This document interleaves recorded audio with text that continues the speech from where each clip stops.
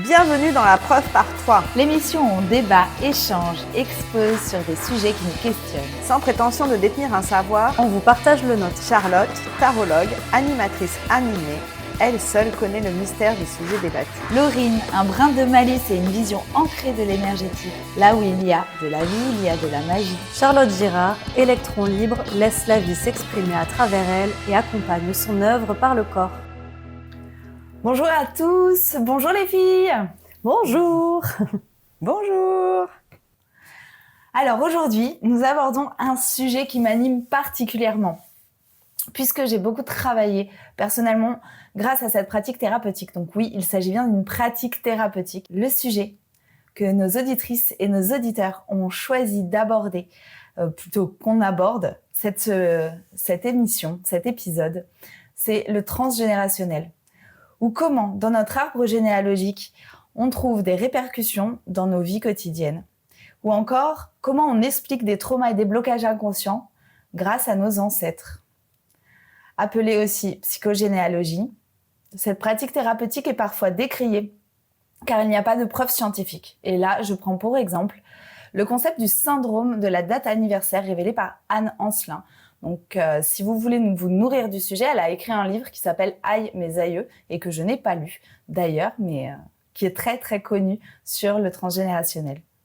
Elle affirme que ce sont dans les boucles de répétition d'événements générationnels qui peuvent être bloqués au sein des familles et qui pourraient être libérés grâce à une compréhension de ces événements. Donc, c'est une possible libération.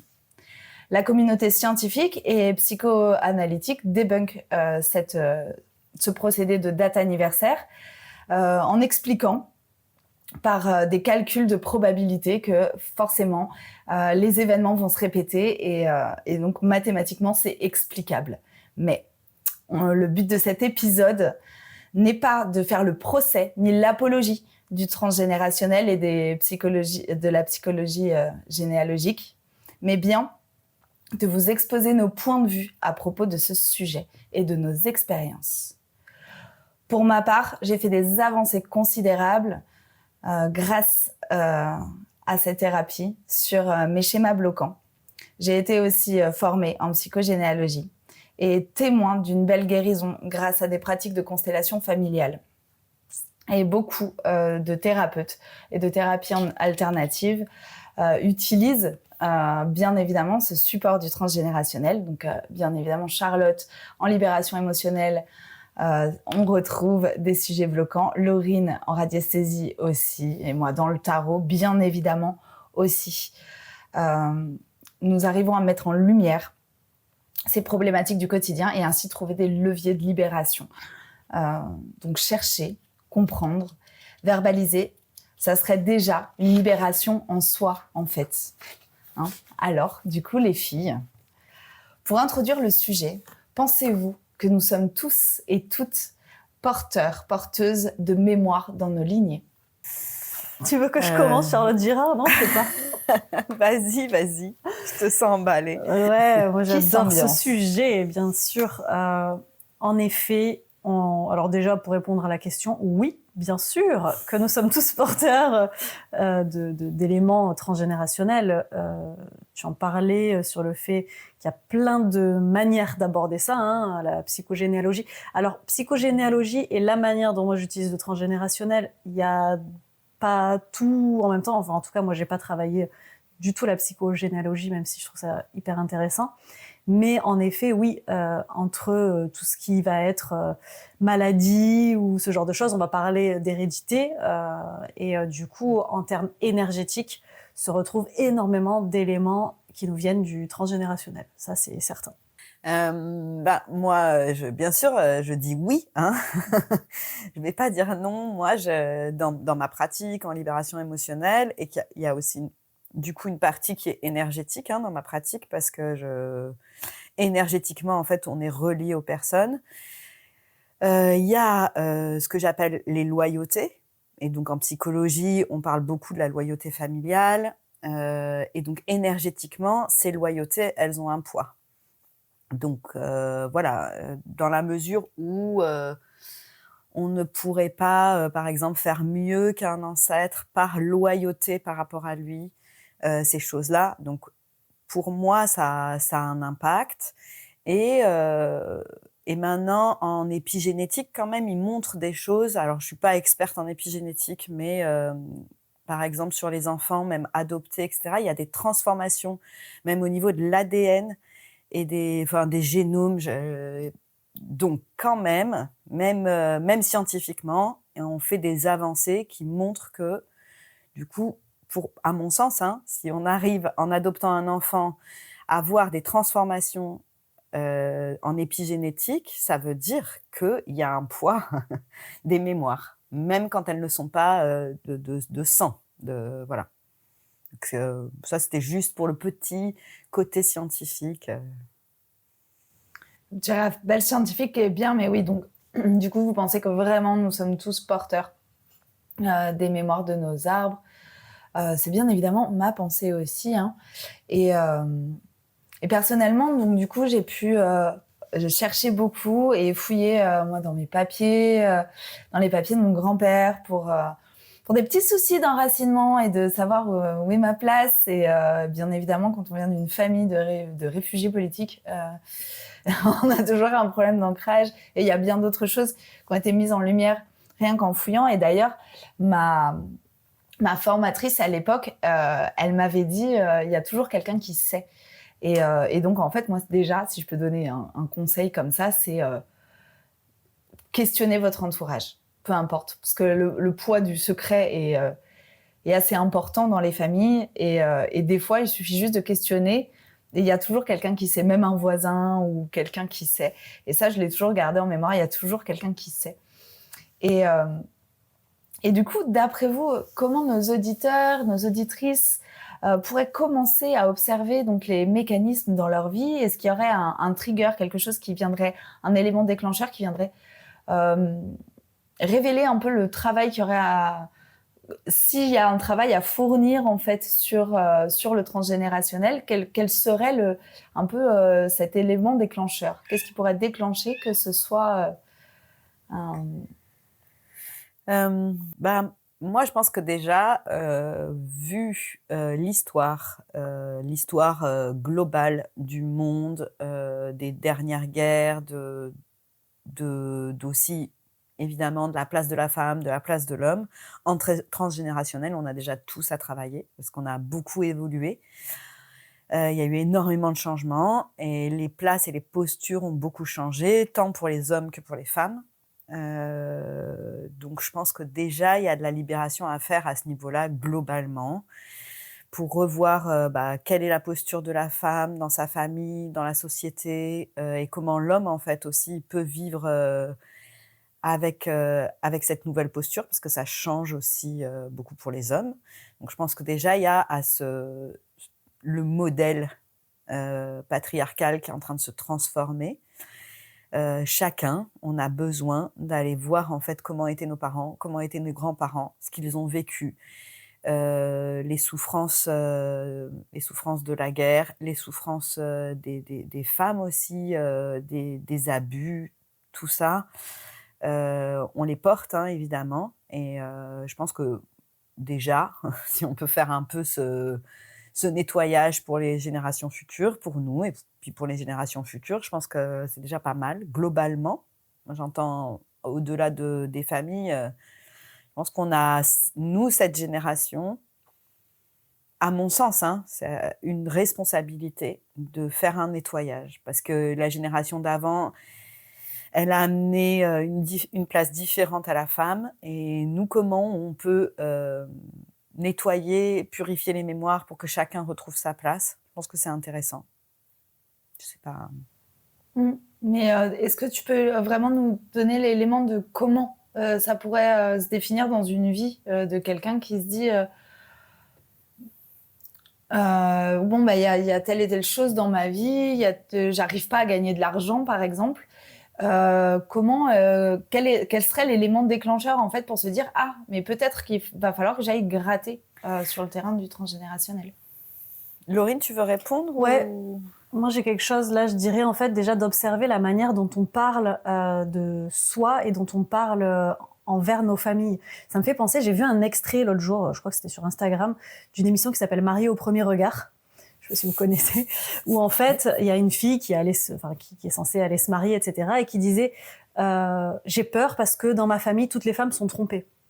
Déjà, ça, c'est un premier signe d'alerte de dire, OK, si tu dis ça, c'est-à-dire ma sœur a été trompée, ma mère a été trompée, ma grand-mère a été trompée, OK, il se passe un truc dans la lignée. Donc, déjà, observer ce qu'on dit soi-même. C'est-à-dire que quand on a des paroles de ce type-là, c'est qu'il se passe quelque chose en arrière-plan, c'est certain. Et donc, du coup, déjà d'en prendre conscience, de dire, ah, OK, si je dis ça, c'est peut-être qu'il se trame quelque chose autour de tout ça.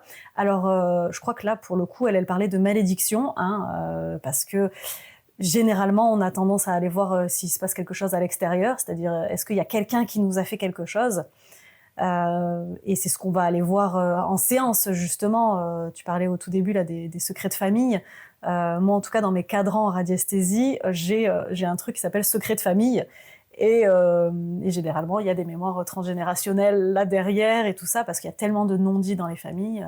Voilà, donc déjà, je pense que observer comment est-ce qu'on parle soi de nous-mêmes et d'éléments qui sont apparus par rapport à notre lignée, à nos proches, parce que là, en plus, c'était sur la mère, la sœur et la grand-mère, je crois, mais ça peut aller un peu plus haut, bien sûr. Mais voilà, ouais. Oui, après, oui, il y a ça, il y a ce qui me venait, c'était vraiment des situations en fait qui se répéteraient, où on aurait déjà beaucoup travaillé, des choses qui ont été beaucoup vues, travaillées pour les gens qui cheminent, qui ont vu ça avec le psy, qui ont vu ça avec des énergéticiens, qui ont vu ça, et ça continue, et ça continue, et ça s'arrête pas. Là, en général, il y a un poids générationnel, transgénérationnel. Il y a la lignée à laquelle on est relié aussi, c'est-à-dire que moi, je vois les deuxièmes noms, les noms derrière qu'on nous a donnés, c'est-à-dire le nom de la grand-mère, le nom du grand-père, ça a une vraie importance aussi. Tout ça. Est-ce que la place aussi dans la fratrie qu'on a est à observer ? Par exemple, on dit que le premier, il est relié à l'énergie du père, en globalité. Hein, le premier, il est relié à l'énergie du père, le second à l'énergie de la mère, et le troisième, en général, il est beaucoup plus libre. Et ça, on l'observe, et après, ça se répète. C'est-à-dire que le quatrième prend la place du premier. Enfin, il est relié au premier frère, etc.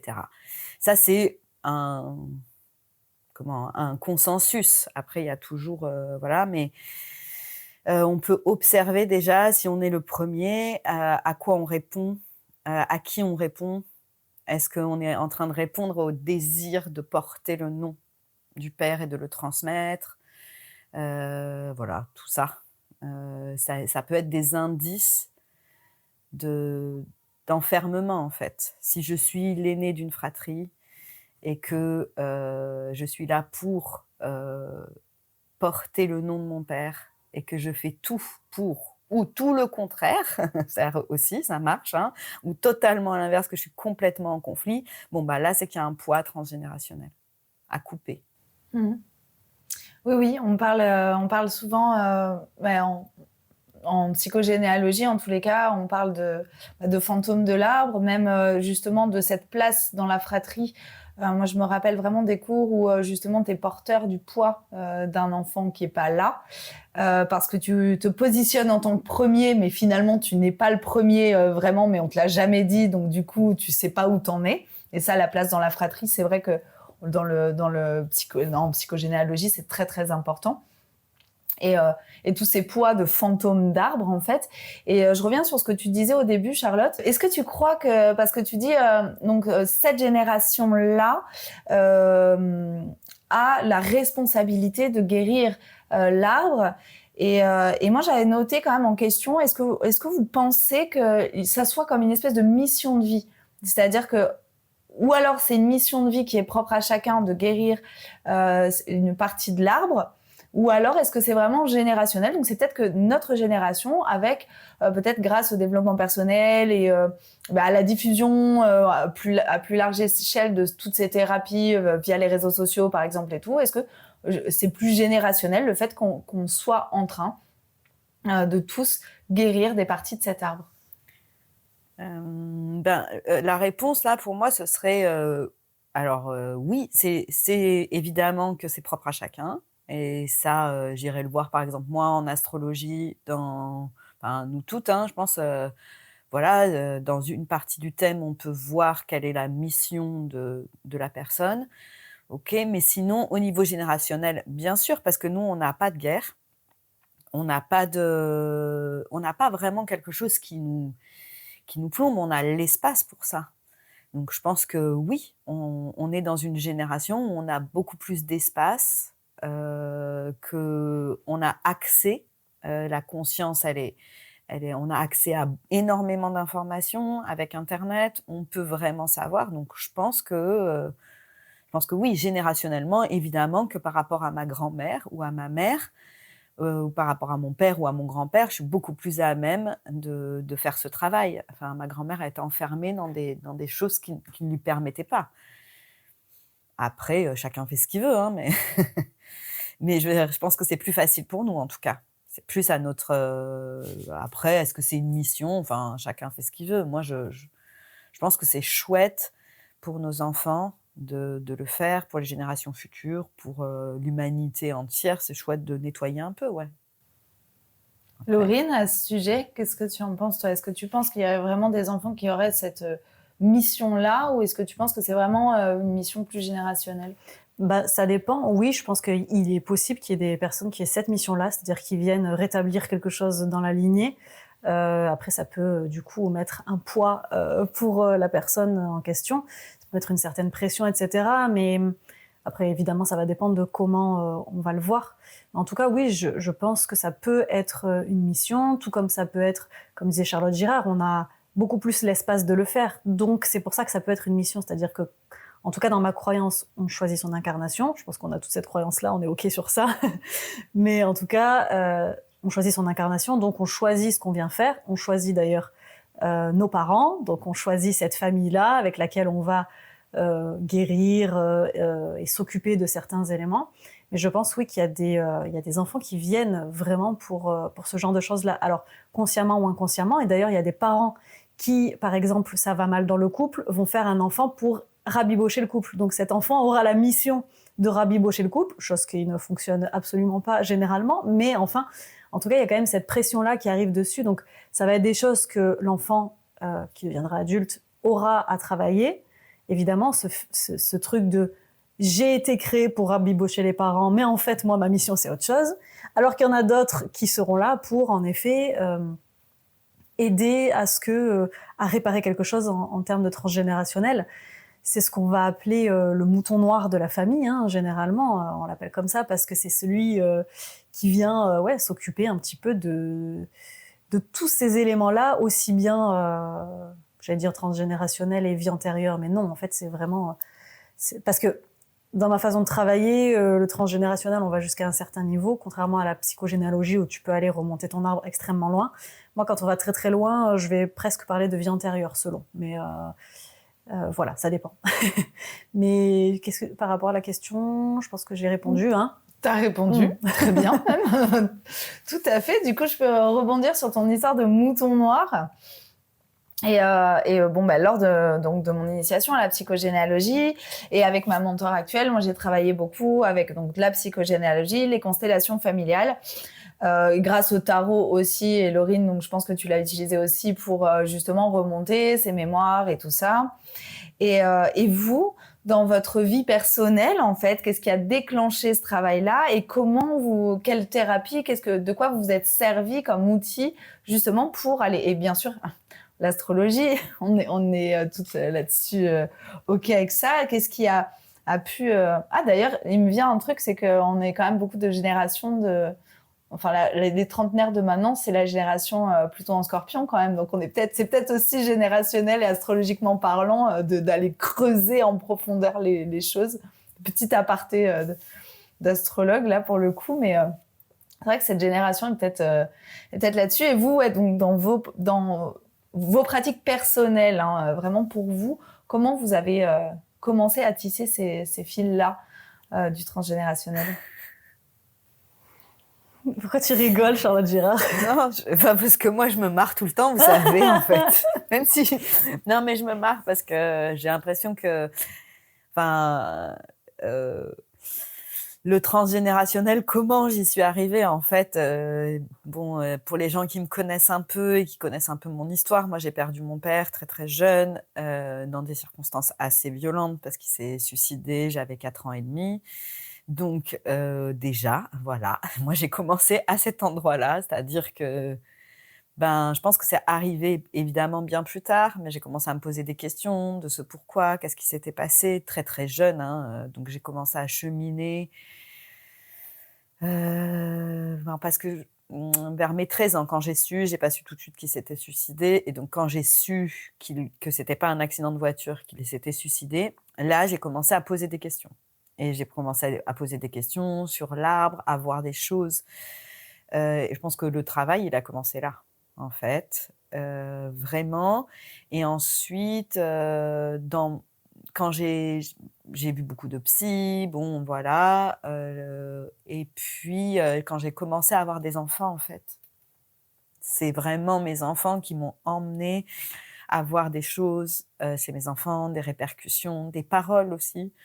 C'est-à-dire que je me rappelle que quand mon fils il était tout petit, peut-être il avait 3 ou 4 ans, un jour, donc on parle de cette histoire. Il me demande, pourquoi j'ai pas de grand-père, donc moi j'ai expliqué en fait ce qui s'était passé et je me souviens qu'il a dit: «Mais toi, tu es vraiment pauvre». Il a dit cette phrase qui était folle en fait. Enfin, Ouais, c'est et je lui dis: fou, «Mais je hein. suis pauvre, ça veut dire quoi je suis pauvre?» «Tu es pauvre parce que tu as pas de papa», tu vois? Et c'était vraiment, je me rappelle que ça a été un des premiers déclics de dire: «OK, je suis en train de lui transmettre quelque chose en fait». Tu vois? Enfin, il y a quelque chose, Mmh. là, il se passe quelque chose qui peut traverser les générations. De comment je vais prendre soin de ma mère parce que, enfin, toutes ces questions-là, elles sont venues à moi, en fait. Est-ce qu'il va prendre en charge quelque chose pour moi? Parce que je suis pauvre, alors que c'était mignon, aussi, mais j'avais pas du tout envie qu'il prenne en charge ça et que ça se répercute. Donc c'est là que j'ai vraiment commencé à beaucoup plus approfondir et après évidemment, les constellations, systémiques, familiales, chamaniques et puis aujourd'hui, le travail que je fais en libération émotionnelle, bon, il y a tout un protocole en fait où on se sépare vraiment, énergétiquement du poids des lignées.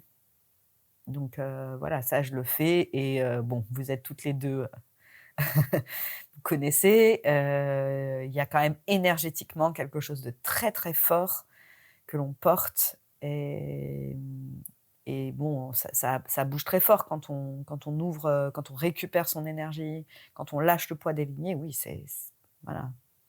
Je sais pas si j'ai répondu à la question. Ça y est, on digresse, Non, ça y non, est. tu as complètement répondu à la question. J'attendais un partage personnel pour que justement nos éditrices, nos auditeurs puissent se rendre compte du travail effectué parce que je sais que vous avez toutes les deux beaucoup travaillé sur vous et du coup c'est quand même enrichissant de savoir d'où ça commence, comment ça prend racine et comment on commence à intégrer ce travail dans notre vie tout le temps, quoi. Laurine, Ouais, un après, petit partage. moi, j'ai pas tellement de partage parce que moi, j'ai beaucoup travaillé seule, justement, sans me faire accompagner, ce qui n'est pas forcément la meilleure chose à faire, hein.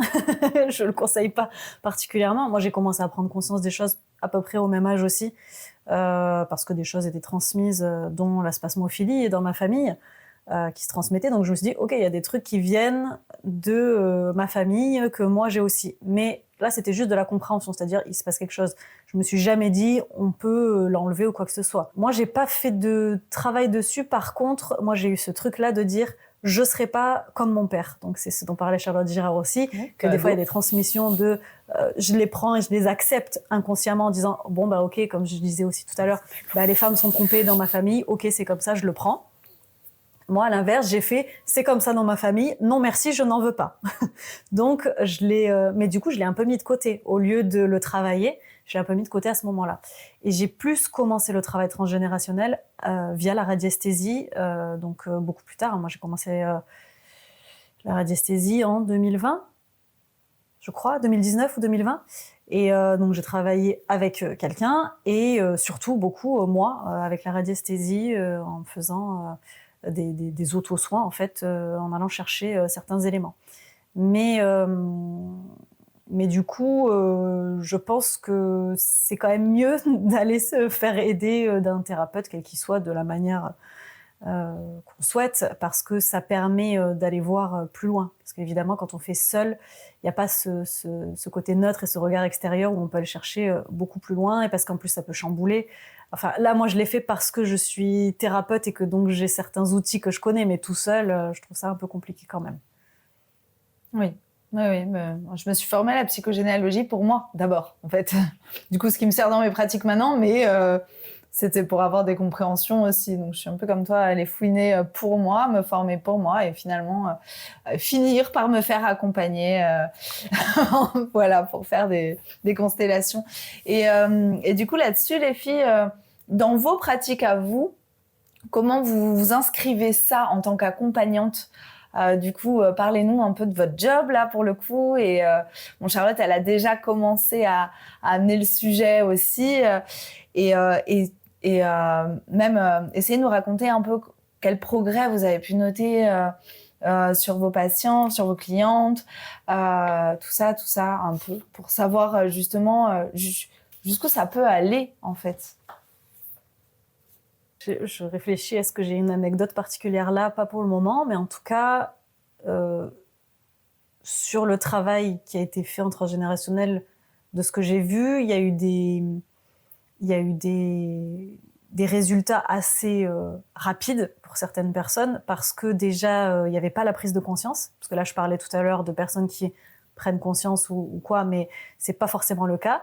Il y a des fois des choses, on n'a pas du tout l'impression que ça vient du transgénérationnel. Donc du coup, quand on l'amène à la conscience, c'est-à-dire c'est ce que je fais, c'est-à-dire que dans mes soins, je vais nettoyer énergétiquement et libérer pour que les personnes se sentent libérées, mais je fais toujours un compte-rendu après, parce que c'est hyper important de ramener à la conscience le pourquoi du comment. Alors parfois, quand je vais parler de quelque chose qui s'est passé pour les ancêtres, pour les grands-parents, pour les parents, etc. Les gens me disent oui, mais mon grand-père est décédé, donc je peux pas lui demander. Et tu en parlais au début, Charlotte, il me semble, de demander déjà un petit peu aux parents, aux grands-parents, aller demander. Mais il y a des fois dans les familles, il y a pas, donc on peut pas aller demander à qui que ce soit.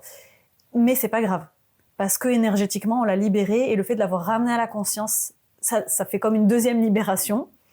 Et donc du coup, ça permet vraiment de libérer à cet endroit-là sans avoir besoin d'aller chercher. Ce qui est bien d'aller demander, etc., c'est que ça permet comment je dirais ça, une validation. Voilà, ça vient valider ce qu'on a vu en soin. Mais c'est pas obligatoire et nécessaire. Je sais pas si j'ai répondu là à peu près. Je reviendrai dessus sinon. Oui, t'as bien répondu. Vraiment, j'attends vos partages de pratiques là pour le coup, et du coup c'était ça. Moi, ce que je peux exprimer sur vraiment qu'est-ce que ça pourrait faire, parce que j'ai pas d'exemple qui me viennent vraiment de donner l'exemple de quelqu'un, là ça me vient pas, mais ce que ça pourrait faire de venir travailler en transgénérationnel. Alors déjà, il y a quelque chose qui est très important à mon sens, c'est que, quand on dépose le bagage de sa lignée, on met aussi de l'amour et de la compréhension sur ce que notre lignée a vécu. Et donc, parfois, de travailler en transgénérationnel, en fait, souvent moi j'ai entendu: «Ouais, mais j'ai pas envie d'aller remuer, après ça va créer des problématiques, ça va créer des conflits». Pas du tout en fait, c'est totalement l'inverse, parce qu'on va mettre de l'amour sur quelque chose qu'on portait inconsciemment, et on va y mettre de la lumière. Une fois que ce sera mis en lumière, on va comprendre en fait la souffrance de la grand-mère, de l'arrière-grand-mère, de l'arrière-grand-père, de la mère, du père, de l'oncle, et on va voir en fait ce qu'ils ont vécu, et que ce qu'ils ont vécu, ça n'est que, peut-être que ma mère, elle répète ce que faisait ma grand-mère. Peut-être que ma grand-mère, elle a vécu quelque chose de très, très dur et j'avais pas conscience de ça, et je vais juste en prendre conscience, me libérer en disant: «OK, c'est pas parce qu'elle a vécu ça que je suis obligée de le porter». Ça, c'est 2 choses différentes, mais je suis pas obligée de lui en vouloir et moi, je pense que ça, c'est important, pour, par exemple, moi, en transgénérationnel, dans cette histoire, de porter, en fait, la réparation de ce qu'avait fait mon père, parce que vraiment, moi, je portais ça, j'étais porteuse de ça. J'ai pu aussi l'aimer plus parce qu'évidemment, c'est hyper dur, en fait, d'aimer quelqu'un qui vous a quitté quand même. Voilà, il a fait un choix, et j'ai pu comprendre, en fait, qu'il n'avait pas le choix ou qu'il avait eu beaucoup aussi de courage de faire ça. Parce que la vie pour lui était arrivée à un tel point et que c'était tellement difficile qu'il lui a fallu du courage, en fait, pour laisser sa famille et pour passer, donc c'est bon, c'est compliqué, et si c'est compliqué pour vous à entendre, en fait, de l'autre côté de l'écran, c'est bien qu'il y a quelque chose qui bloque, en fait. Parce que moi, ça a bloqué pendant des années, hein, je l'ai détesté, hein, voilà. Mais ça a mis énormément d'amour, en fait, d'aller chercher, de libérer. Donc il y a ça, je trouve, qui est vraiment important dans le transgénérationnel et ça, j'ai pu l'observer chez plein de gens, que ce soit, quand j'étais en stage, en formation ou dans les pratiques. De réapprendre à aimer une personne, en fait et de comprendre, de comprendre qu'en fait, cette personne-là, elle avait pas le choix. Elle vivait quelque chose de trop dur ou c'était la répercussion, voilà. C'est ça, je pense que c'est vraiment bien de le noter. Ouais, ouais, ouais, c'est un gros job. Après, retour d'expérience, Charlotte, je sais pas si tu te rappelles de notre séance, ça me vient là comme ça, mais on a libéré une mémoire transgénérationnelle toutes les deux, donc par rapport à ma façon de gagner de l'argent avec le tarot et mon arrière-grand-mère, je sais pas si tu te rappelles. Donc, du coup, je vais partager ça, comme ça, c'est vraiment ton travail. Et du coup, parce que j'arrivais pas à me positionner en tant que vraiment tarologue et vraiment avoir des clients et gagner de l'argent, et en fait, tu as découvert que, enfin, par rapport à nos souvenirs, par rapport à ce qui me venait, ça c'est dans ta pratique, tu as vraiment découvert que, en fait, mon arrière-grand-mère tirait les cartes juste comme ça et qu'elle n'avait pas le droit de le faire autrement que par plaisir ou par jeu, et que c'était pas un métier. Donc du coup, moi, j'avais pris son bagage de ouais, je vais tirer les cartes, mais juste comme ça, et pas du tout positionné en tant que tarologue, quoi. Et ça, on l'a travaillé il y a pas si longtemps que ça. Et bon, voilà, un petit retour d'expérience de mes consultations avec Charlotte Girard. Voilà. Et Laurine, on en a travaillé aussi, mais je suis encore dessus. Ouais, c'est ça aussi. J'ai pas de recul là sur le dernier travail qu'on a fait toutes les deux, mais ça fait réfléchir aussi, le transgénérationnel, c'est ça, c'est que c'est un travail quand même qui se fait sur la durée et que quand on vient mettre à la conscience un élément, ça peut prendre un petit peu de temps pour le comprendre. Et en fait, c'est là aussi que ça s'intègre finalement dans le corps. Là, du coup, en écoutant Charlotte Girard raconter aussi, ça m'a fait penser à quelqu'un récemment en consultation qui me dit, enfin, où j'explique quelque chose qui s'est passé avec sa grand-mère, elle me dit « Oh, je comprends mieux pourquoi elle était comme ça alors ». Et c'est ce que tu dis, en fait, ça vient mettre de l'amour sur les gens en disant « Ok, il s'est passé quelque chose ». Et comme c'est devenu des secrets de famille, parce que en plus, maintenant, peut-être un petit peu moins, et encore que... mais en tout cas, il y a tellement de secrets de famille, alors que sur des choses où en plus, on se dit « Ça va, quoi ». Enfin, on fait un secret sur quelque chose qui n'est pas forcément nécessaire. Et du coup, ça crée, en fait, ça cristallise quelque chose à l'intérieur des gens. Donc, voilà. Ouais, j'avais envie de rebondir sur l'histoire du secret et de... En fait, ça crée un secret des fois sur des choses qui sont pas nécessaires parce que chaque famille est un système familial et que le système prévaut prévaut, oui, c'est comme ça que ça se dit, sur l'individu.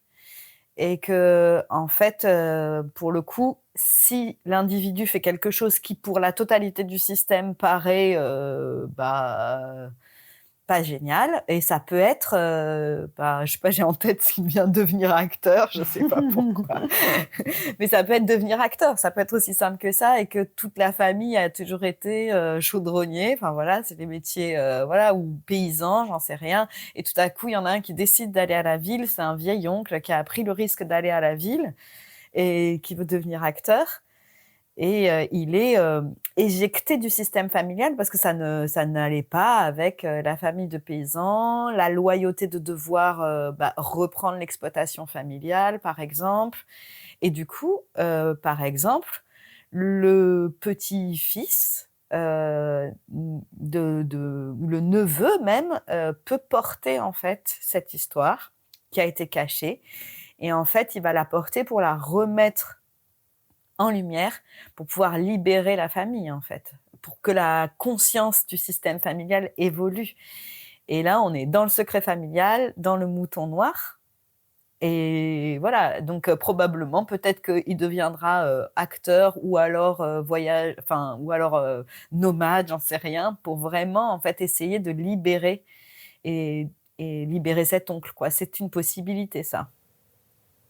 Oui, oui, oui. Histoire totalement inventée, mais non, mais c'est pour aussi parce que là, c'est vrai qu'on parle quand même de choses assez lourdes sur des décès. Mais souvent, on parle de choses lourdes, mais après, on peut être porteuse enfin, les secrets familiaux peuvent être des choses assez légères, genre devenir acteur, et ça peut créer justement, des cristallisations d'énergie sur 2 générations derrière, et pourtant, c'est un secret familial tout bête, genre, non, en fait, il a pas suivi la loyauté parce qu'il est devenu acteur, quoi. Enfin.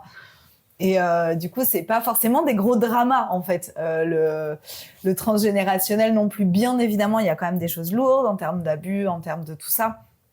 C'est sûr. Mais c'est pas forcément des choses très, très lourdes, je pense, aussi. Et si dans nos petits partages, il y a quelque chose qui vient vous chercher dans le corps et qui vient éveiller quelque chose, une histoire, c'est peut-être ça aussi qui viendrait dire oh là, ou même dans un film, hein, des fois il y a des choses qui viennent nous chercher, nous faire monter des larmes alors qu'on sait pas, une histoire est là, peut-être qu'on peut s'y intéresser pour aller chercher justement dans nos arbres et tout ça. Mais ça peut être des choses pas dramatiques en fait, c'est pas obligatoirement du drama. On va conclure avec une dernière question, si vous êtes OK. Pour découvrir de quoi nous sommes porteurs et quelles sont les mémoires, on a été emprunté en fait, on porte l'empreinte dans nos vies donc de ces mémoires, et on a vu quand même que c'était une chance de les observer et de pouvoir s'en libérer, voire même en guérir. On parle quand même de guérir. Je pense qu'on peut parler de guérison émotionnelle et voire même physique par rapport au transgénérationnel. Enfin, pour ma part, c'est une pensée, bien évidemment.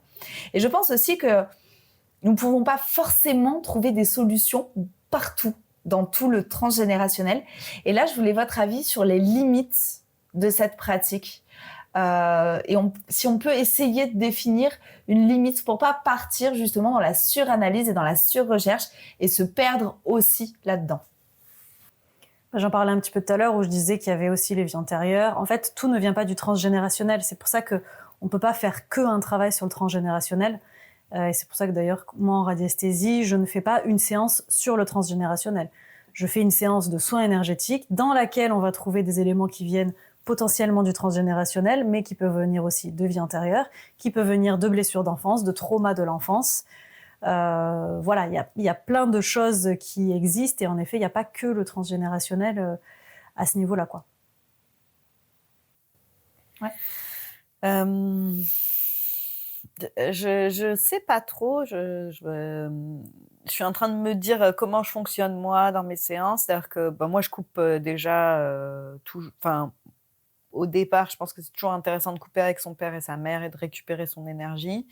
Ça permet de couper quand même avec la lignée en amont et de permettre à la lignée en dessous, donc nos enfants ou nos nièces et nos neveux aussi, hein, parce que on n'est pas forcément, c'est pas, ou les gens desquels on serait aussi des parents de substitution, parce que ça peut, hein. C'est pas parce qu'on n'a pas d'enfant qu'on n'est pas le parent de quelqu'un et le modèle parental de quelqu'un. Donc ça permet aussi de libérer tout le monde.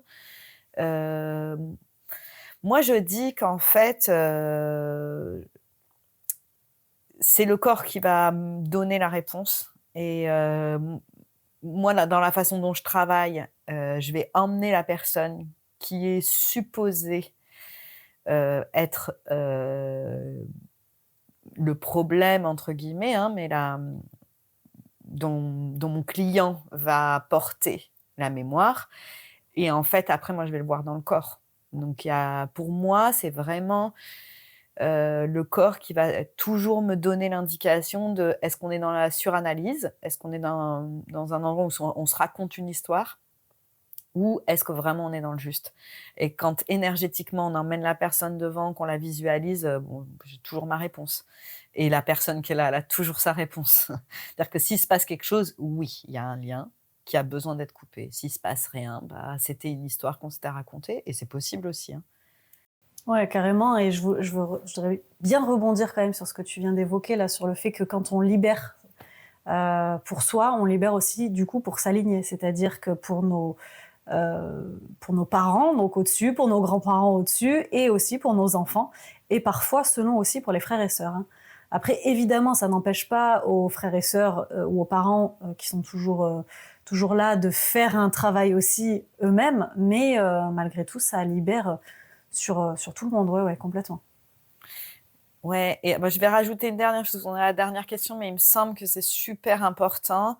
C'est pas parce que les gens sont morts qu'on n'a plus leur histoire, hein. Ils nous laissent les bagages avec, hein. Ils s'en vont pas, ils prennent pas leurs petites valises, ils font pas le tour des copains et des copines et ils récupèrent, enfin des enfants, des non, ça se passe pas comme ça, en fait, hein. Donc c'est important, enfin, moi, je pense que c'est vrai quand même vraiment important et c'est pas parce qu'on l'a compris intellectuellement que énergétiquement c'est libéré, que ce soit, ben, avec, nous, on a 3 pratiques différentes et dans les 3 pratiques, on libère énergétiquement. Ça, je le sais et je me permets de le dire pour vous, mais voilà, Oui. que ce soit Charlotte, avec le tarot et d'autres pratiques, en psychomagie qu'elle fait ou toi, Laurine, ou moi, on libère énergétiquement. Donc c'est pas parce que c'est intellectualisé que c'est libéré et qu'on n'est plus porteur de la mémoire. Oui, Enfin, c'est voilà. ce que je disais tout à l'heure quand je disais que Oui. moi, quand j'étais ado, je l'avais compris, mais je l'avais pas travaillé. Donc c'est quand même Mmh. différent. C'est pour ça que je parlais aussi de mettre à la conscience une fois que c'est libéré. Mais si on le met à la conscience, c'est pas suffisant. Il faut libérer énergétiquement. Les deux vont ensemble, hein, de toute façon, comme toujours. Oui, oui, voilà, mais encore plus, je pense, dans le transgénérationnel et dans après, bon, d'autres pratiques, mais vraiment dans le transgénérationnel et il faut pas croire que ça suffit, quoi. C'est pour ça que d'ailleurs que les constellations sont des espaces, Ah, c'est fou, hein, les constellations. Mais bon, j'y reviendrai plus tard dans la conclusion, mais quand même, je voulais rebondir là-dessus parce que quand même, le fait de ramener à la conscience, c'est déjà un début de libération et voire même, il y a eu quand même des expériences en psychologie analytique, je vais y arriver, où juste le fait que la grand-mère parle devant l'enfant de ce qu'elle a eu peut régler un problème de nurésie ou de choses comme ça, hein. Je l'évoquerai tout à l'heure, mais donc des fois, ça pourrait suffire. Mais énergétiquement dans le corps, il est quand même bon d'aller quand même défaire les liens et tout ça. Je suis plutôt d'accord avec ça, ouais. Oui, amener à la conscience, c'est hyper important. Et d'ailleurs, souvent, ça arrive dans les soins. Il y a des personnes qui me disent, déjà rien que le fait d'avoir pris rendez-vous pour le soin, donc entre le moment où la personne a pris le rendez-vous et on fait le rendez-vous, elle me dit, il y a déjà des choses qui se sont passées. Mais parce qu'en fait, elles ont déjà fait 50% du travail. C'est-à-dire qu'elles ont déjà fait le pas d'aller réfléchir sur ce qui s'était passé, etc. Donc, comme je disais, les deux marchent ensemble et donc forcément, on met à la conscience et ensuite on va libérer ou on libère et on met à la conscience, peu importe l'ordre, mais en tout cas, ça fonctionne, ouais. mais parfois, en fait, ce qui se produit, ça suffit parce que énergétiquement c'est fait. En fait, des fois, le fait que la grand-mère, elle dise quelque chose, mais ça se passe au niveau énergétique, ça se passe pas à un niveau mental. Oui, bien sûr. Oui. Mais parfois, le mettre à la conscience suffit Mais moi, je reste convaincue, après ça c'est moi, hein, mais que si ça suffit, c'est parce qu'il s'est passé quelque chose énergétiquement. Voilà, parce qu'en fait, on laisse quand même un morceau énergétique de chez la grand-mère ou le grand-père, où on laisse un morceau de notre histoire et lui laisse un morceau dans notre sphère énergétique. Donc parfois, oui, c'est suffisant parce que énergétiquement ça se produit et on n'a pas besoin de prendre un rendez-vous avec quelqu'un. Bon, ça, c'est possible. Mais si c'est qu'une histoire mentale qu'on se raconte, ça peut, mais ça peut prendre très longtemps.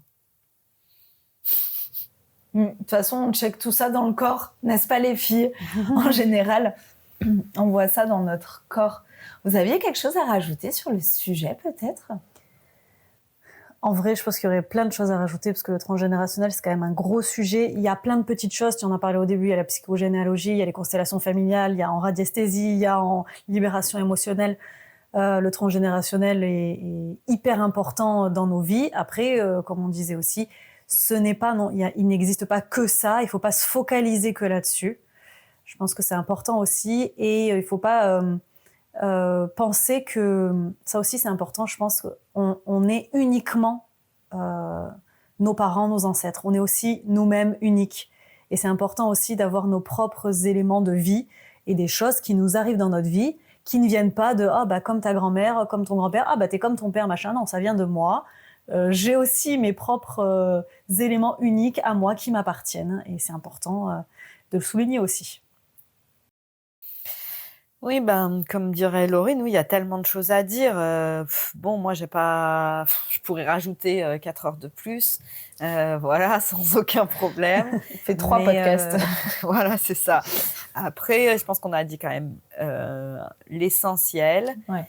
Effectivement, je suis d'accord avec Laurine, on n'est pas que nos parents. Je pense par contre qu'on répond aux exigences de nos parents, aux conditions, et que ça nous met en loyauté, et que pour pouvoir être pleinement nous, l'étape 1, c'est de séparer tout ça. C'est-à-dire que moi je pense quand même qu'à la base du travail, c'est bien de se libérer de ces poids de lignée pour pouvoir après aller voir qui on est vraiment et nos propres bagages aussi. Après, nos bagages karmiques, tout ça.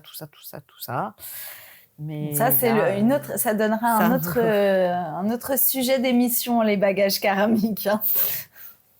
Mais voilà, je pense que oui, mais c'est quand même une base, enfin, je sais pas, mais c'est quand même un peu la base, c'est bien de le faire. Voilà. Je pense qu'on est toutes d'accord là-dessus. C'est bien de le faire. On est toutes convaincues de toute façon on le fait et on continue à le faire, hein, parce que c'est quand même un job d'une vie presque, hein, tout ça. En tous les cas, merci les filles d'avoir bien voulu débattre sur le sujet, de vous être prêtées au jeu. Un sujet qui nous a quand même animés. Merci d'avoir partagé vos expériences. Merci Charlotte pour ton partage à cœur ouvert, parce que c'est très émouvant toujours. Et je pense que ça peut aider pas mal de monde sur ces petits retours-là. J'ai hâte de vous retrouver pour le prochain épisode. Avant de conclure, je vais vous faire des bisous et vous dire à bientôt. Salut, à bientôt, avec grand plaisir, grande joie comme toujours. Des bisous, moi aussi, du coup, je fais des bisous à tout le monde. Et j'ai hâte de vous retrouver. Alors du coup, pour conclure, les histoires se croisent, les mémoires se recoupent et se mêlent dans nos arbres. Je pense que c'est un terreau fertile et que nous ne naissons pas par hasard, comme on l'a dit. J'ai la croyance que nous avons choisi notre famille et toutes ces mémoires, nous les avons choisies pour servir notre propre évolution et le chemin de notre conscience. Et même si ces mémoires, c'est souvent des tares et des empêchements, si nous décidons de les analyser, elles servent aussi notre libération, celle de nos enfants et celle de nos aïeux aussi. Et ça, c'est ma croyance. J'ai récemment écouté et suivi les travaux du psychanalyste Bruno Clavier qui partage ses expériences et celles de ses patients sur les mémoires d'abus et la façon dont il les décrypte sur les enfants qui en sont porteurs. Son travail est impressionnant et confirme ma croyance. Donc, je vous invite à aller écouter des émissions sur YouTube, par exemple, à ce sujet-là, si vous êtes intéressé. Et je vous invite aussi à regarder peut-être, si vous êtes intéressé sur le sujet des constellations familiales, il y a une série qui s'appelle Le chemin de l'Olivier, qui est très intéressante et qui parle bien du transgénérationnel et des constellations familiales, avec un petit peu plus de légèreté que les travaux de Bruno Clavier.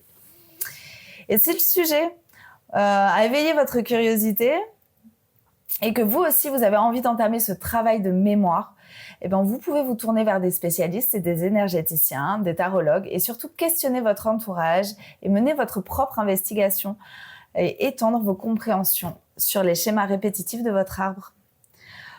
Vous pouvez aussi nous retrouver sur nos comptes Instagram pour venir en discuter entre nous et également sous cette vidéo ou sous ce lien Spotify, vous pouvez aussi nous partager vos expériences. Peut-être que ça pourrait aider d'autres auditrices et d'autres auditeurs. C'était un plaisir de partager ce moment avec vous tous et avec vous toutes et avec vous les filles.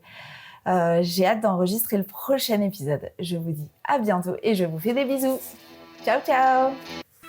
Le meilleur moyen de nous soutenir si cette émission vous a apporté un angle de vue différent, c'est de vous abonner. Cliquez sur la cloche pour ne rien rater des prochaines émissions. Likez, partagez. Et rappelez-vous que la preuve, C'est qu'il n'y en a pas.